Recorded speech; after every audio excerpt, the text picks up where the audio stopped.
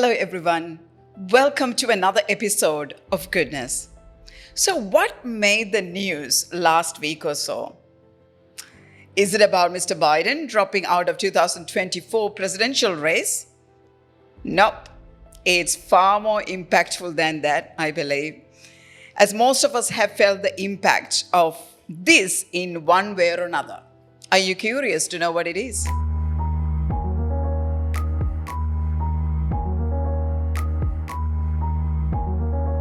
Let me address your curiosity, right?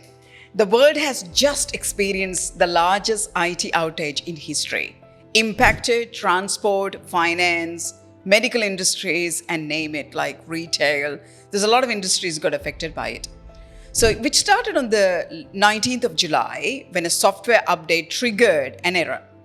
This led to a system crash and caused the blue screen of death that you have seen on affected devices. A lot of the IT technology people know what blue screen of death means, but most of the people that aren't aware of the term.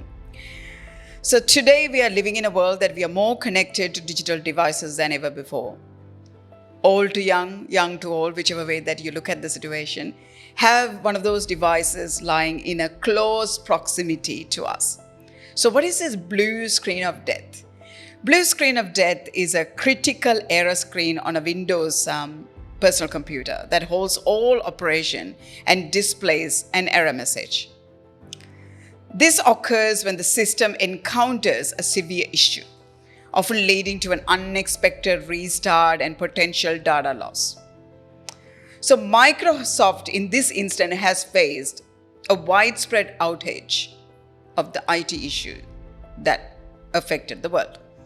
So leading to disruptions across multiple services and leaving users worldwide experiencing the infamous blue screen of death.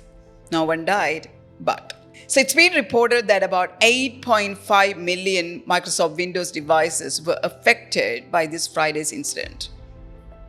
And the incident is still ongoing in some aspect. So what did CrowdStrike do to make it work or make it break? Well, the latest version of the Falcon sensor software was meant to make CrowdStrike client systems more secure against hacking by updating the threats it defends against.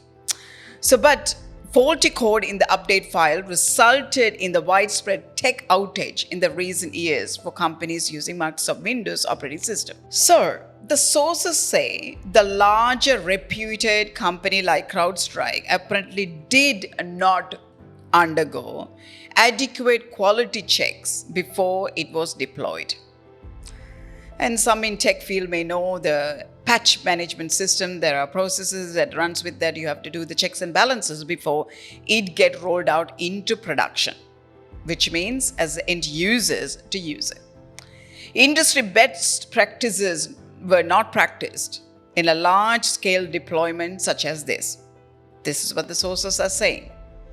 But they tried to roll back, which means reverted the change it, but that didn't quite cut it. So this is not what the rumors were spreading at the time. The cause of the incident was a cyber attack. No, this was not a cyber attack. The company CrowdStrike stressed. So who is CrowdStrike? So CrowdStrike is a well-known cybersecurity firm.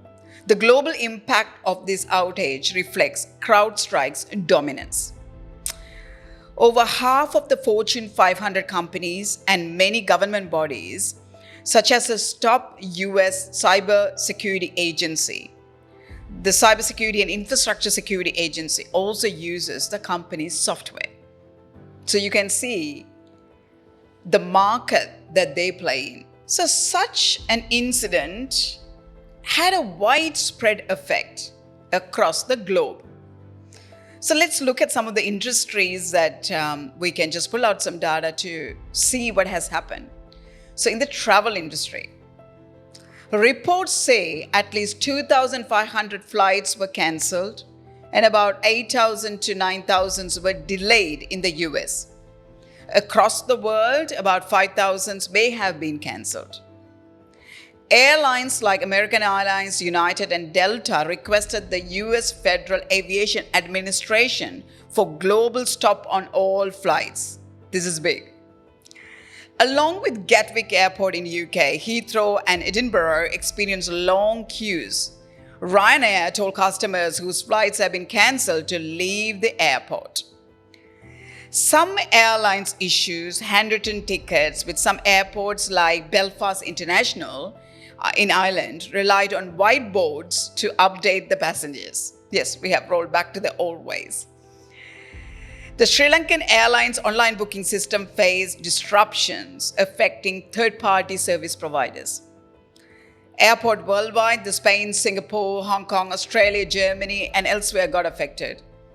Indian Airlines reported it's affected online services, including booking, check-in, and manage booking functionalities. So Australian Airlines were hit the second hardest after the US by a tracking company which did some global statistics on what has happened across the world. So let's look at the hospital and emergency services, right? Several states in the US experienced a disruption in emergency communication services, and a number of hospitals around the US were affected, and some cancelled all elective surgeries.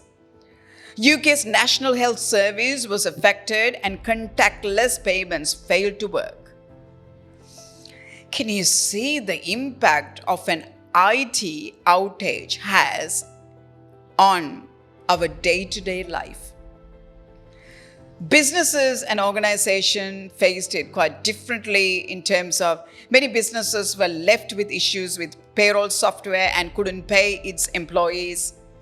The ever-rolling London Stock Exchange stopped or paused. The UK supermarkets, including Tesco, reported issues with their online services.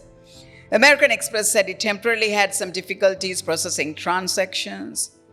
In Alaska, the state's court system completely came to halt. In United Arab Emirates, the Ministry of Foreign Affairs said its electronic systems were affected and told the customers to refrain from making transactions. Australian Chamber of Commerce and Industry CEO Andrew McKellar said it was clear that a wide range of businesses had suffered significant productivity losses and missed sales.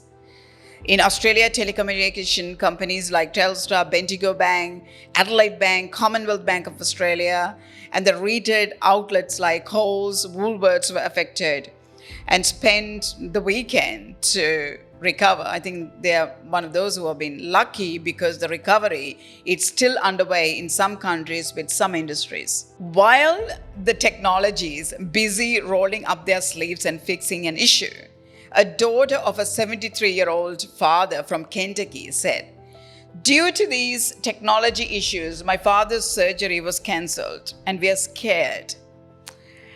It does really make you just realize how much we rely on technology and how scary it is. I wonder.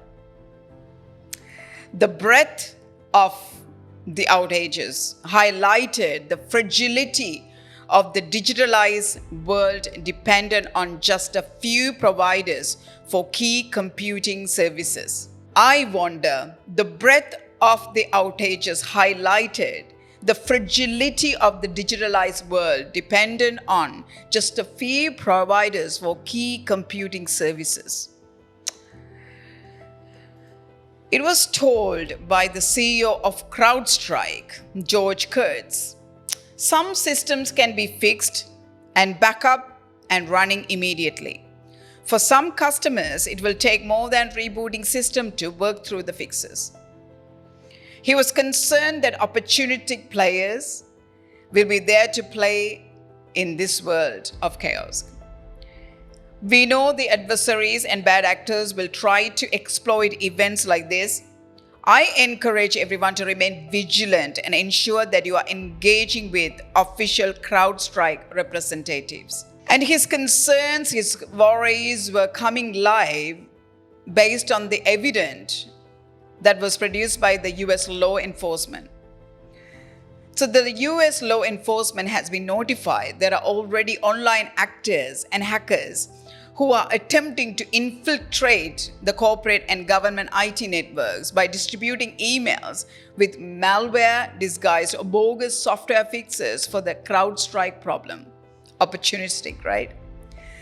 Australian Home Affairs Minister Claire O'Neil said customers has faced scams and phishing exercises immediately after the event. Parts of the society was making sure that the system is up and it's running.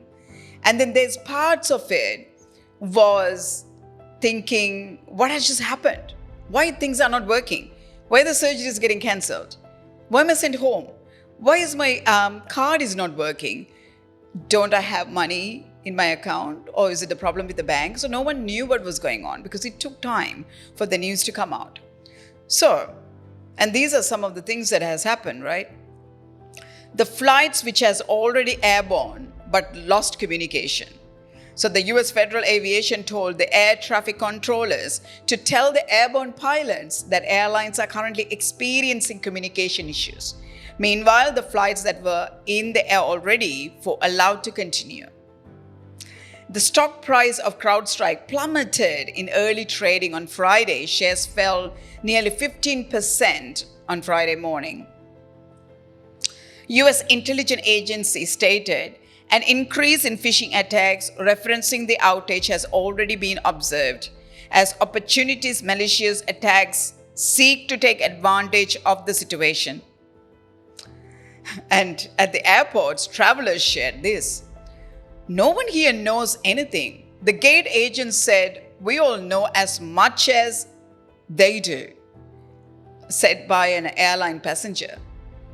I feel awful for the employees and those that have sick loved ones they need to get to or to a funeral. Quite a compassionate traveler. According to the IT researchers, there has already been a sharp rise in CrowdStrike-themed domain registrations. What it means? Hackers registering new websites made to look official and potentially trick IT managers or members of the public into downloading harmful software or handling over private details. And the industry experts warn it could take weeks for all computers and systems to be fully restored. The fix will have to be applied to many computers around the world. So, if computers are getting blue screens and endless loops, it could be more difficult and would take days and weeks. Lucky or unlucky, Microsoft Windows isn't the main operating system for mission critical system, and usually it's Linux. So that way, the impact is not as bad as it could have been.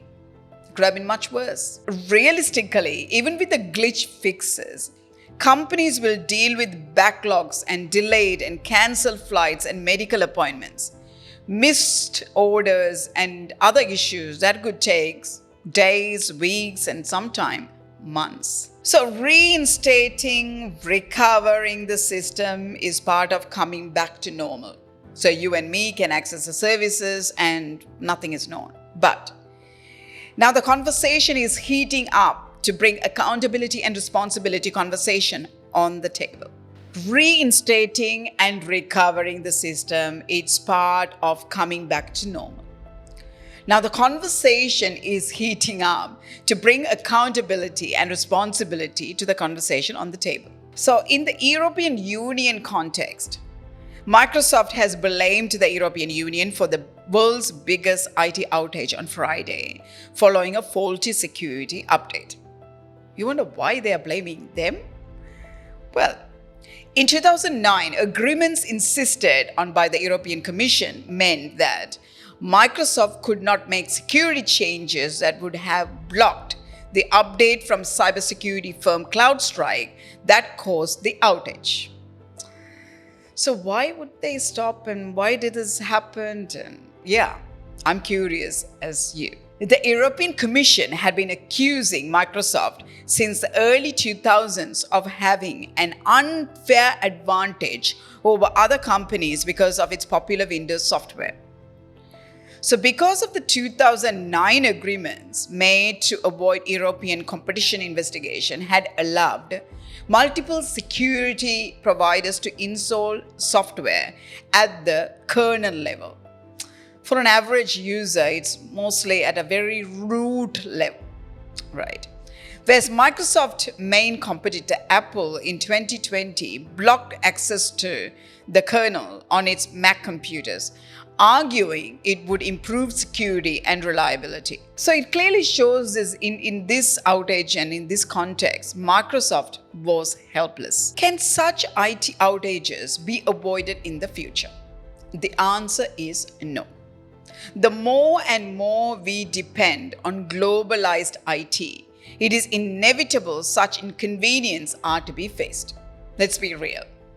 So at which point these inconveniences will turn into life-threatening events? Is it when the computer-aided machine stopped working in the middle of a surgery? When air traffic controllers and the control room can't contact an airborne aircraft when facing turbulence? When a machine-operated conveyor belt accidentally drags a person with less mobility to a danger zone? As we rely more on the decision-making of the devices, a cancelled surgery now a decision point between life and death. Now it's left with the businesses to ask the big question: how to avoid future blackout triggered by technology meant to safeguard the system? In this instance, it's just not the blackout they need to plan for. Especially when one linked to technology, hackers respond by tweaking their existing methods to take into account the fear and uncertainty. Businesses now not just need to plan to come out of an outage, but also post-incident related security threats. So we saw the same with the COVID-19 pandemic time, when hackers adjusted their phishing email attacks to offer information about the virus and even pretend to have an antidote in order to hack people and organization. An IT outage has been a global news story, so the industry is seeing hackers capitalize on it. Who will foot the bill as insurance claims start to commence?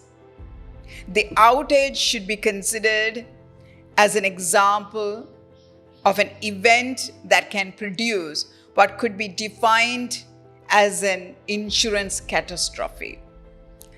So insurers are bracing for hundreds, if not thousands of claims notification from organizations. However, not all businesses would get insurance cover for their lost time and money. Economic damages could reach tens of billions of dollars. The event could also bring its legal claims for CrowdStrike and Microsoft. A typical business interruption policy within a regular commercial insurance program would not provide coverage against losses stemming from Friday's outage, says Marcos Alvas, the head of the insurance at rating agency DBRS Morningstar. And not every cyber insurance policy likely has coverage for business interruptions. Such coverage would have to be bought separately at an extra cost. Industry sentiment is we expect increased litigations against IT providers and their insurance companies. Ultimately, a portion of the economic losses generated by this global IT disruption will be borne by the insurance industry. IT providers will probably need to trigger their own general and professional liability policies, which can potentially provide coverage for third-party cyber liability. This is what the industry is saying. Others say, while the cost of the losses will fall on insurance providers, the incident is complex. It is not yet possible to determine who is responsible for bearing this burden due to its wide geographical scope and its multiple affected industries, each of which may be covered by a different type of insurance policies. This is an unfortunate event, but one the cyber insurance market has anticipated, said Simon Bell, the managing director and cyber practice leader for India, Middle East and Africa at Marsh's Specialty. A lot of the times, organizations fail to prepare for these scenarios, assuming that this will not happen to them. Or is it like at a distance that could happen? And the costs associated with being prepared at large.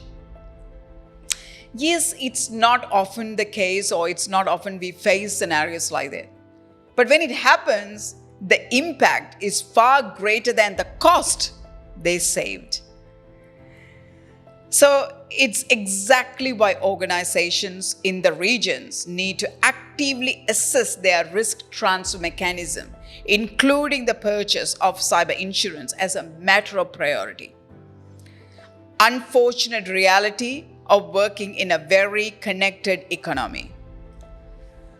The technology decision of the future should not merely look after the business bottom line, but also to take into account the effect of the people it's dealing with. So, with that, I will leave you today. Until then, you look after yourself, and I will meet you in another episode of Goodness. Thank you.